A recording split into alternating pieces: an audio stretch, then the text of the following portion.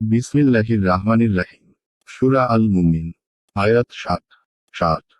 তোমাদের রব বললেন, তোমরা আমাকে ডাকো, আমি তোমাদের ডাকে সাড়া দিব। কিন্তু যারা অহংকারে আমার ইবাদাতে বিমুখ তারা অবশ্যই জাহান্নামে প্রবেশ করবে লাঞ্ছিত হয়ে। আয়াতের তাফসীর। তোমাদের প্রতিপালক বলেন, তোমরা আমাকে ডাকো, আমি তোমাদের ডাকে সাড়া দেব। 1 যারা অহংকারে আমার উপাসনায় বিমুখ, ওরা লাঞ্ছিত হয়ে জাহান্নামে প্রবেশ করবে। 2 অর্থাৎ তোমরা আমার কাছে দোয়া করো, আমি তোমাদের দোয়া কবুল করব। পূর্বোক্ত আয়াতে যেহেতু মহান আল্লাহ কিয়ামত সংঘটিত হওয়ার কথা আলোচনা করেছেন, তাই এখন এই আয়াতে এমন পথের দিশা দেওয়া হচ্ছে, যা অবলম্বন করে মানুষ পরকালের সৌভাগ্য লাভ করতে পারে। আয়াতে উল্লিখিত দোয়ার অর্থ অধিকাংশ মুফাসসিরগণ ইবাদত নিয়েছেন, অর্থাৎ কেবল এক আল্লাহরই ইবাদত করো।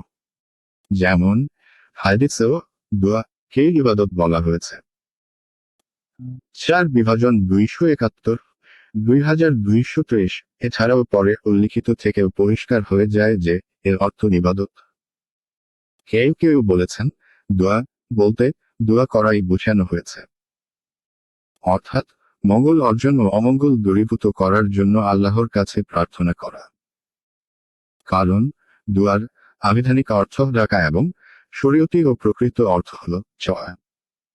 দ্বিতীয় অর্থে তার ব্যবহার রূপক। এছাড়াও দোয়ার প্রকৃত অর্থের দিক দিয়ে এবং উল্লিখিত হাদিসের ভিত্তিতে তার অর্থ ইবাদতই।